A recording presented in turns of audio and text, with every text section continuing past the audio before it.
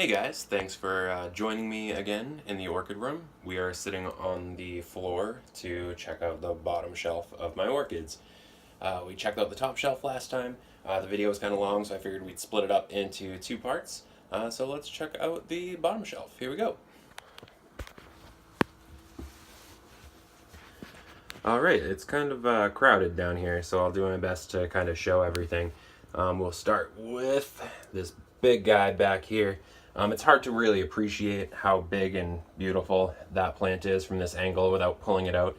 It's my Laelia purpurata, which I believe has been reclassified to just a Cattleya purpurata. The variety, I don't feel like grabbing the tag right now, but I believe it's Roebling Beach View or something like that. It's really beautiful. I can't wait till it flowers. Laelias, or Laelia purpurata, Cattleya, whatever it is. This plant requires a lot of light, and for a while I wasn't giving it the best light. You can see that this leaf came in all sideways and strange. The leaves on this plant should be really upright and stiff like that. They're kind of sword shaped.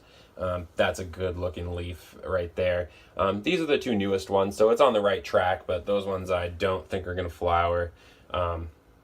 But that's okay. It's looking great. Lots of roots and good stuff. This here, again, not the best angle to show it off.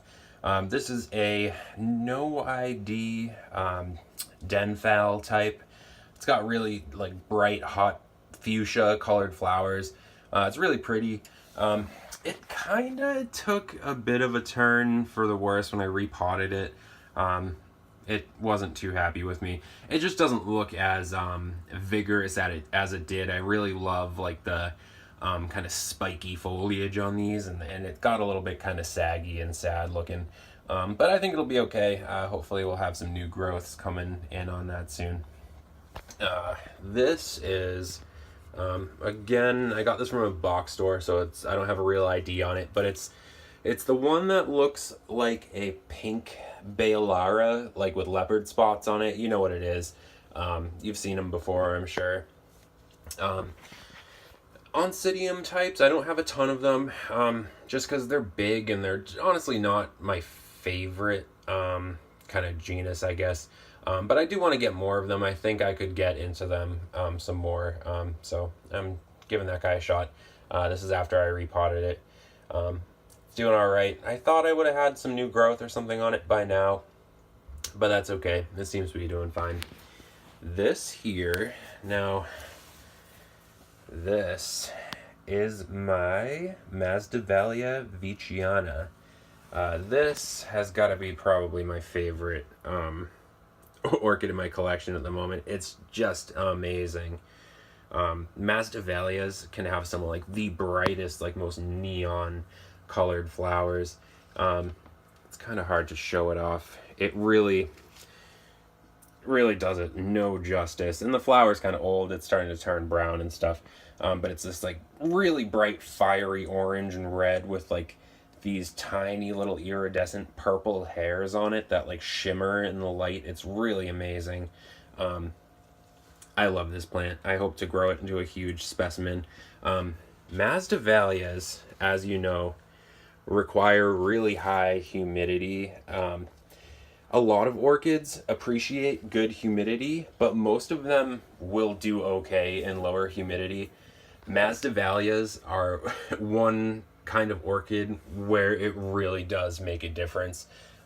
It's hard to see right there, but this leaf, this little one kind of right here, has come in all squiggly and weird, and that's because when the humidity isn't very high, as the new growth is coming in, it almost like sticks to itself and catches. Like the parts of the leaf as they're emerging don't glide smoothly out of kind of like the sheath that it's coming from, so it catches. And I've actually had to cut like leaves free because they get stuck.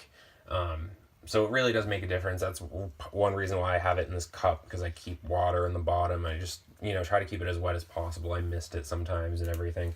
But overall, I think it's going to be okay. I try really hard to keep that one happy. There is a little phal. It's not in fantastic shape.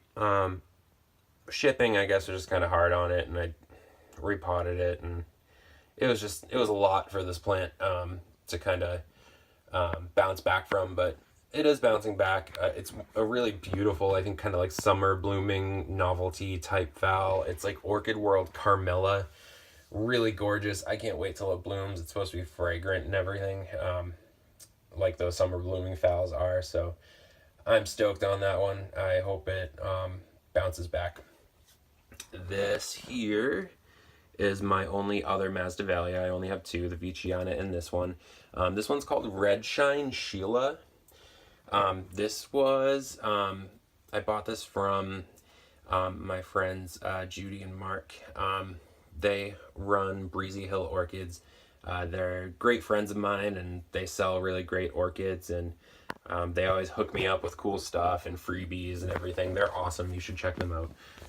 Very cool people. This back here is another nice big Cattleya that's kind of hard to appreciate at this angle. It is Dick Smith Paradise, I believe it is what it's called. It's a really cool kind of splash petal, very colorful. It's like pink and yellow and orange. It's got a lot of colors in the blooms. You should look up pictures of it. They're really gorgeous.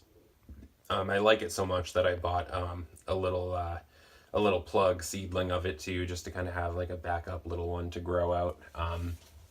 One of my favorites. Really pretty. Moving right along. A couple Catasetum types. This here is my Cycnodes Wine Delight. Looking great. Sorry, there's kind of stuff in the way. It's a little hard to show it off. The roots are just crazy on it. New growth looks nice. Hoping it'll bloom. Very cool plant. Very vigorous grower too. If you're kind of new to Catasetum type orchids and you're looking for one to get, I would recommend maybe starting out with the Wine Delight. They just seem to, be really hardy and everything. The flowers are very cool, very weird, complex fragrance that I really love. It smells really weird, to be honest, and a lot of people might not like it. But it's just such a unique fragrance. It's hard not to appreciate it. Skipping back to another phal. This is one I got in a box store. It was a no ID. I'm fairly confident I found the ID on it, but I guess you can't really be sure. But it's called Phal Tzu Chiang Balm. Really, really pretty. I'm kind of sad about this guy. You might be able to see it's got some pretty ugly leaf spotting and stuff going on. I think I just got it a bit too wet when it was cold, and had some kind of fungal thing set in. Overall, it seems to be doing okay. I don't think it's gonna die or anything, but it doesn't look great, and it's sad for me because I really love this phal. It was like such an awesome find for paying $10 at a grocery store for such a cool phal. It's fragrant too, which you don't really find with like a lot of the big box store Phalaenopsis. Has really nice fragrance. It reminds me of the Sideria japonica fragrance, the really lemony one. So yeah, that's a good one. Here is another Catasetum type. This is I think it's Cycnodes and Katrinberger cross Cycnodes Varscovici from Sunset Valley Orchids. I forget if it's Cycnodes or Cycnoches, but it's got really awesome yellowy green flowers. They smell cool. It's an awesome one. It bloomed for me over the summer, and I love it. There's a teeny little new growth. It's starting to wake up from its dormancy. It's really small. It's hard to see, but hoping it'll have a good growing season this time. In the back here is my Moniara Millennium Magic Witchcraft. Sorry, I know it's kind of hard to see. It's got a nice little new growth coming in on it. It's coming in a little bit wonky looking. not as, you know, robust looking as the Wine Delight, but that's okay. I think it'll be all right. In the back here is a tall Dendrobium nobile type. What's it called? I thought it was like Spring Bird or something like that. I can't get the tag right now, but yeah, it's got small little kind of like yellowy orange colored flowers. It's kind of not the prettiest plant. It's a little bit scraggly and weird, and it needs a repot. I don't really love the way it looks right now, but it is a nice orchid, and I'm hoping it'll, you know, grow out and look nicer for me. In the back there, that Cattleya, there is Star Trek Varut. I think it's like an LC or yeah, I think it's LC Varut Star Trek. Super cool. It's like kind of yellowy orange with like really contrasting like red kind of like flares on it. That one's awesome. I bought it in bud and it bloomed and the flowers were awesome and lasted a long time. Very mild fragrance, but definitely gorgeous flowers, just like awesome. I'm really glad I bought it. I bought it kind of just as like an afterthought. I was just like, oh, what the heck, I'll grab it. It's cool looking. But I ended up loving it so much more than I thought I would. It's definitely one of my favorites now. Moving right along, we have a, this is my Ivonagara Apple Blossom. I actually just got this, received it in the mail like a week or two ago. I bought this one from Triton Orchids. Michael over there is a cool guy, cool plants. It's in spike too. She's looking good. I was scared that the spike would like stall from shipping, but it looks okay. I don't really like the media it's in. It's a little bit gross looking, but it's fine for now. It's not like gonna hurt it or anything, but I can't wait to repot it, but I'll probably wait till after it blooms and everything. Ivonagara Apple Blossom, if you're not familiar, it's a pretty classic, gorgeous orchid with like this kind of pastel pink and yellow color. It's supposed to smell amazing. They're just beautiful. I'm so excited for that one. There we have my, geez, I don't, it's a Vanda type. I don't know if it's like Rinco Stylus, Colmary, something like that. If you're interested in getting the full idea, I can let you know. It's got these like really deep purpley flowers. They're supposed to be very fragrant. I have it potted, which I know, you know, Vandas tend to do well, like bare root and stuff like that. And I have some bare root Vandas there, up there. But this one, just being the size that it is, I thought it would do well potted. And it's also not, it wasn't in the best shape when I got it.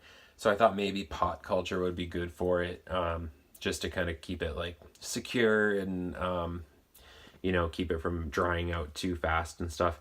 It's funny, it had this enormous root grow for me. It didn't have like many roots at all when I got it, but it grew this big fat awesome root when I still had it bare root. So there I was with this Vanda with like one big beautiful root, and I didn't want to ruin it. I didn't want to hurt the root and break it, but I wanted to pot it. I just felt like this one should be potted. So I didn't know what to do. I actually drilled a hole in the pot. It's in the back, so you can't really see it, but I drilled this hole so this big fat root could stick out of the hole in the back, so I wouldn't have to break the root getting it into the pot. So it's kind of funny. But I'm hoping it'll bloom. Some of these little Vanda type orchids look really awesome in pots, and I wanted one kind of like potted Vanda, so I figured I'd do it as a little experiment, see how it does potted. Back there is another little Den Nobly. I got it at Wegmans or something. It's kind of a no ID type. It's very pretty. It's got pink flowers. They're kind of fragrant. It has some nice little new growths coming in too. I just loved it. It's kind of like smaller too, which is nice. A lot of Noblies can be big. I have some big Noblies, but I like this one kind of being like a nice medium-sized one. Very pretty. Hope it does well for me. Also needs a repot. To my Brassavola nodosa across Cattleya schilleriana. Awesome hybrid. I am pretty stoked to have this one in my collection. I'm sure it's going to smell awesome. It's actually one of the few orchids that I have in semi-hydro right now. I do use semi-hydro sometimes. It's not really my preferred growing method, but it works well in some cases. I figured I'd give this one a shot in semi-hydro.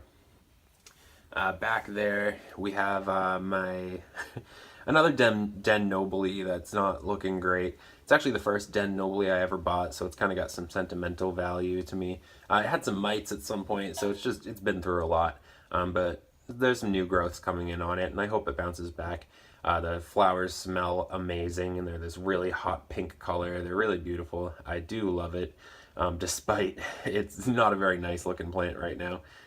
But it does have some new growths coming in down there and some eyes waking up. So I'm still happy to have it, and I hope it bounces back. Moving along to this no ID fowl that I got at a grocery store. It's in spike now. It wasn't in spike when I bought it. It spiked for me a couple months after I bought it. It was like heavily discounted.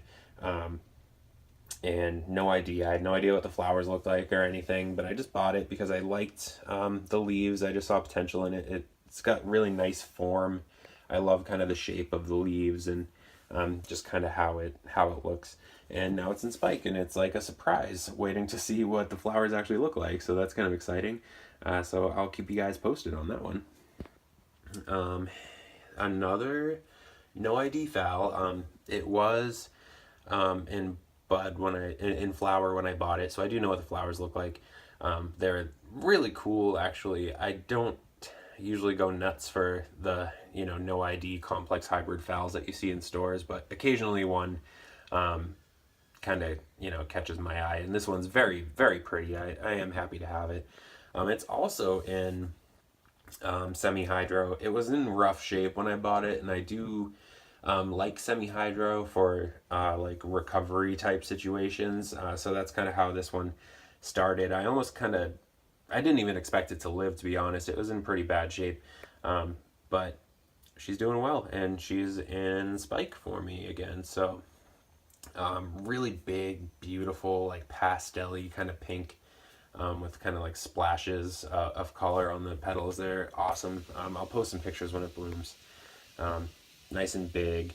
I don't actually like that it's in semi-hydro, or I guess I just really don't like the container that it's in. If it was in something different but still in semi-hydro, I probably wouldn't mind, but just the whole situation in general. It's in like a really heavy kind of glass vase that doesn't have any holes drilled in it, so I can't drain the water like you do in a typical semi-hydro setup.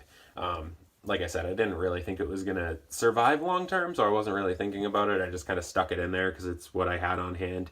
But it actually ended up doing really well, and now I kind of wish I had potted it differently, but that's okay. I'll figure something out. One of my big old vandas. There's, again, my other one up there. They're huge and awesome looking. The roots on them aren't the best. Keeping up with bare root orchids as a home grower is just not ideal. You have to put them in the shower and hose them down or something. It's easier in the summer when you can keep them outside. And they can get rained on, and you can spray them with a hose and stuff like that. They are kind of hard to keep up with. So you can kind of see the results of that. The leaves are a bit shriveled. The one up top's kind of in better shape. I'm hoping maybe I can get them to bloom for me someday. They do. I wasn't sure that they'd get enough light because they're kind of hanging on the end of the shelf.